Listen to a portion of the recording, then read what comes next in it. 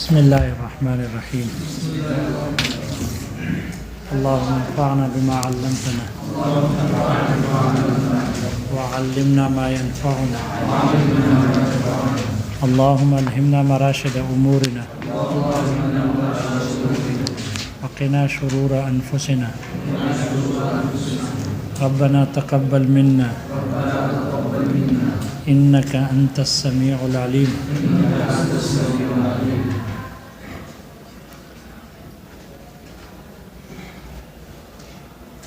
والاستدلال منہم بحرف الاستغراق.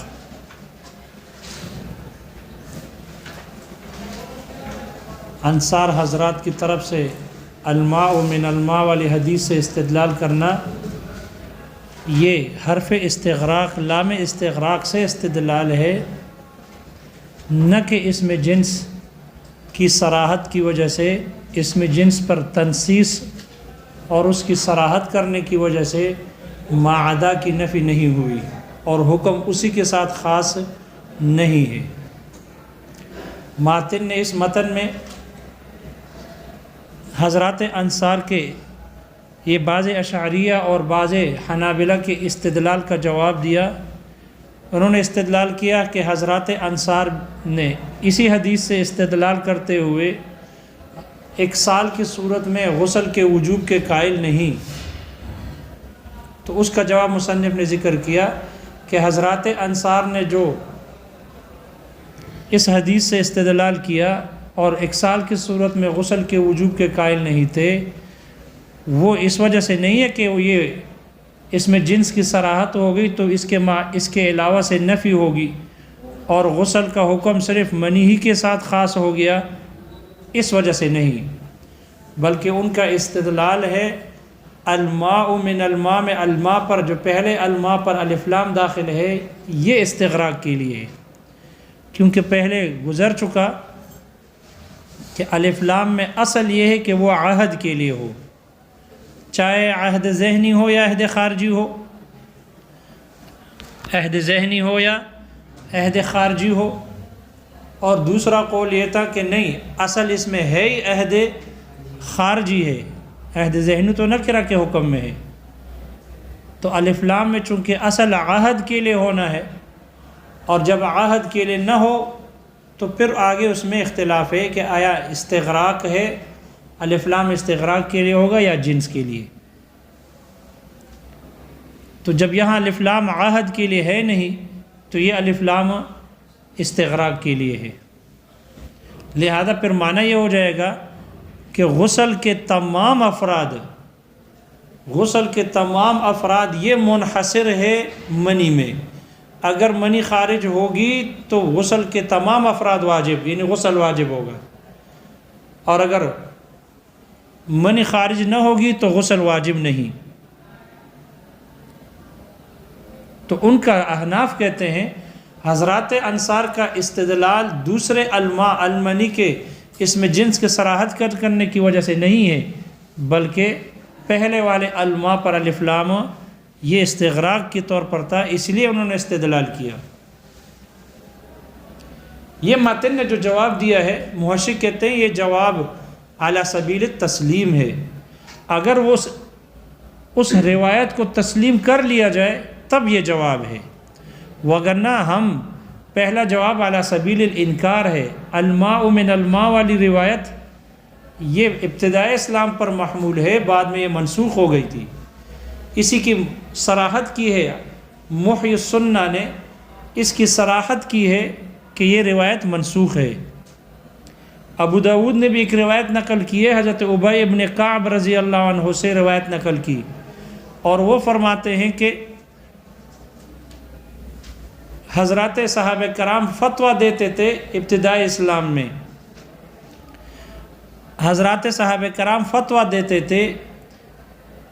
الماء من الماء کے فتویٰ دیتے تھے، لیکن یہ ایک رخصت تھی جو آپ علیہ السلام نے یہ رخصت دی تھی ابتدائی اسلام میں. بعد میں پھر یہ منسوخ ہو گئی. بعد میں پھر آپ علیہ السلام نے ایک سال کی صورت میں غسل کرنے کا حکم دیا کہ جب اذا التقى الختانان، جب دونوں ختنے مل جائے تو غسل واجب ہو جاتا ہے، چاہے انزال ہو یا نہ ہو۔ تو بعد میں پھر آپ نے غسل کرنے کا حکم دیا۔ لہٰذا یہ جو الماء من الماء والی روایت ہے یہ ابتدائی اسلام پر محمول ہے، اور اس وقت غسل کرنے کا حکم نہیں تھا جب تک کہ منی خارج نہ ہو۔ لہذا پہلا جواب علی سبیل الانکار کہ ہم اس روایت کو نہیں مانتے کہ یہ برقرار ہے بلکہ یہ منسوخ ہے، اور اگر تسلیم بھی کر لیا جائے کہ روایت ٹھیک ہے، برقرار ہے، اس کا حکم باقی ہے،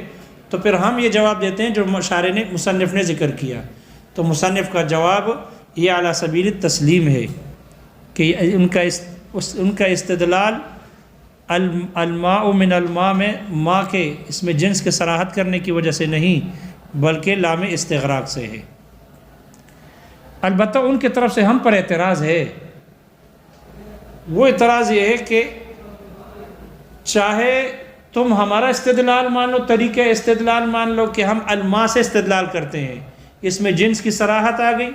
اور جب جنس کی صراحت ہو جائے تو حکم اسی کے ساتھ خاص ہوگا، اس کے علاوہ سے نفی ہے، تو ہمارا استدلال اس سے ہے۔ اور آپ لوگوں کا جواب یہ آ گیا کہ نہیں، الماء پر پہلے الماء پر جو الف لام ہے یہ استغراق کے لیے ہے، یعنی غسل کے تمام افراد منحصر ہے منی کے خارج ہونے میں۔ تو چاہے ہمارا استدلال ہو یا آپ کا استدلال ہو، دونوں کا معال اور انجام تو ایک ہی ہو گیا نا، دونوں کا اواخر تو ایک بن گیا، عواقب ایک ہی بن گئی کہ ہر حال میں غسل کے تمام افراد منحصر ہے منی میں، اگر منی نکلے گی تو غسل واجب وگرنہ نہیں۔ تو چاہے تم تنسیس سے استدلال کرو، التنسیس علی الشیء باسمہ العلم، اور یا چاہے تم اپنے استدلال جو آپ نے دلیل پیش کی ہے الف لام کو استغراق کے لیے لو، مفہوم اور مسئلہ تو وہی ثابت ہے کہ غسل منحصر ہے کس میں؟ منی میں منحصر ہے۔ تو پھر تم لوگ کہاں سے استدلال کر رہے ہو کہ اگر منی خارج ہو یا نہ ہو تو آپ لوگ کہتے ہو غسل واجب ہے، تو تمہارا استدلال کہاں سے ہے؟ جبکہ الف لام کو تم خود جواب میں تم نے ذکر کیا کہ استغراق کے لیے ہے۔ اعتراض سمجھ میں آ گیا؟ اس کا جواب مصنف نے ذکر کیا کہ ہمارے نزدیک بھی حکم ایسا ہی ہے، غسل کے وجوب کا جو حکم ہے یہ ہمارے نزدیک بھی متعلق ہے منی کے ساتھ، ہمارے نزدیک بھی غسل کے تمام افراد منحصر ہے منی میں، لیکن یہ الگ بات ہے کہ وہ جو منی ہے کبھی نظر آتی ہے کبھی نہیں آتی، کبھی کبھی منی خارج میں نظر آ جاتی ہے اور کبھی خارج میں نظر نہیں آتی، لہذا ہمارے نزدیک بھی غسل کے تمام افراد اسی میں منحصر ہے۔ غسل بغیر منی کے خروج کے ہمارے نزدیک بھی واجب نہیں، لیکن یہ وہ غسل ہے، خیال کرنا یہ عام نہیں ہے، یہ وہ غسل ہے کہ جو غسل متعلق ہو شہوت کے ساتھ، جو غسل متعلق ہو شہوت کے ساتھ متعلق ہو، اس غسل کے تمام افراد یہ منی کے خروج میں منحصر ہے۔ لہذا اس پر وہ اعتراض وارد نہ کیا جائے کہ غسل کا تو وجوب ہو جاتا ہے، حیض کی صورت میں بھی جب حیض منقطع ہو، نفاس ختم ہو جائے تب بھی غسل واجب ہے، بالاجماع واجب ہے، حالانکہ اس کا تعلق منی سے وہاں تو منی نہیں ہوتی، وہ تو حیض اور نفاس کے منقطع ہونے کی وجہ سے غسل واجب ہے۔ اس لیے قید لگا دی گئی کہ اس غسل کے تمام افراد منی میں منحصر ہے کہ جس غسل کا تعلق شہوت سے ہو، اور حیض اور نفاس والی وہ شہوت کے ساتھ نہیں ہے کیونکہ وہ منی ہے ہی نہیں، اس لیے حیض اور نفاس والا غسل اس میں داخل ہی نہیں ہے، اس لیے اس کو لے کر اعتراض بھی نہیں کیا جا سکتا۔ ہمارا کلام اس غسل میں ہے کہ جو متعلق ہے شہوت کے ساتھ، اس غسل کے تمام افراد منی میں منحصر ہے، جیسے کہ ان لوگوں کا دعویٰ ہے۔ ہم بھی کہتے ہیں بعد تسلیم، ہم بھی یہ کہتے ہیں کہ غسل کے تمام افراد منی میں منحصر ہے، لیکن یہ الگ بات ہے کہ وہ منی کبھی نظر آتی ہے کبھی نہیں آتی۔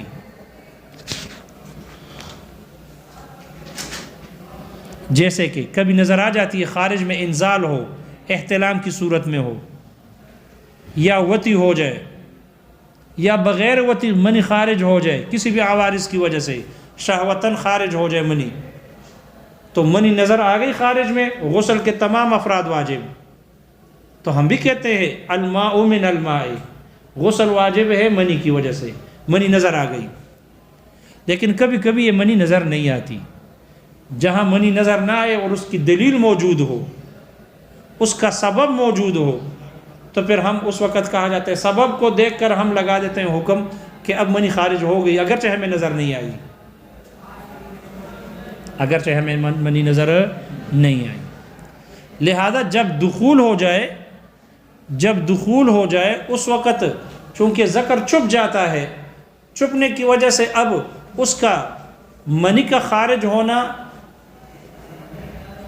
منی یہ مسبب ہے اور دخول اس کے لیے سبب ہے، دخول کی وجہ سے منی خارج ہوتی ہے، لہذا یہ دخول اس کے لیے سبب ہے، التقاء الختانین سبب ہے.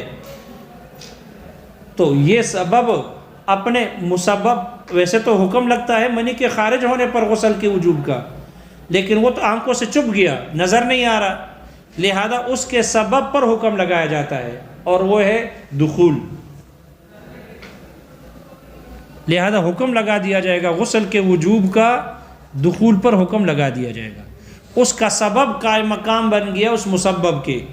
سبب قائم مقام بن گیا اس مسبب کا. حکم تو مسبب پر لگتا ہے منی کے خروج پر، لیکن چونکہ وہ نظر نہیں آ رہا اس لیے اس کے سبب یعنی دخول التقاء ختانین کو اس کے قائم مقام بنا دیا گیا. لہذا جہاں پر سبب پایا جائے گا حکم لگ جائے گا، حکم غسل کا لگ جائے گا، کیونکہ یہاں منی نظر نہیں آ رہی. اس لیے کہ بعض اوقات آدمی سے منی خارج ہو جاتی ہے، احساس نہیں ہوتا، احساس پتہ ہی نہیں چلتا کہ منی خارج ہو گئی نہیں ہوئی، احساس نہیں ہوتا. جیسے کہ عام طور پر احتلام میں ہوتا ہے، احتلام ہوتے وقت پتہ چل جاتا ہے کہ احتلام ہو رہا ہے، لیکن بعض اوقات پتہ ہی نہیں چلتا، اور پھر جب پتہ چلتا ہے تو پورا نقشہ جاپان ہو یا پاکستان ہو بنا ہوتا ہے. اب دیکھو کیوں، اس لیے کہ منی کے خروج کا پتہ چل جاتا ہے لیکن بعض اوقات نہیں پتہ چلتا.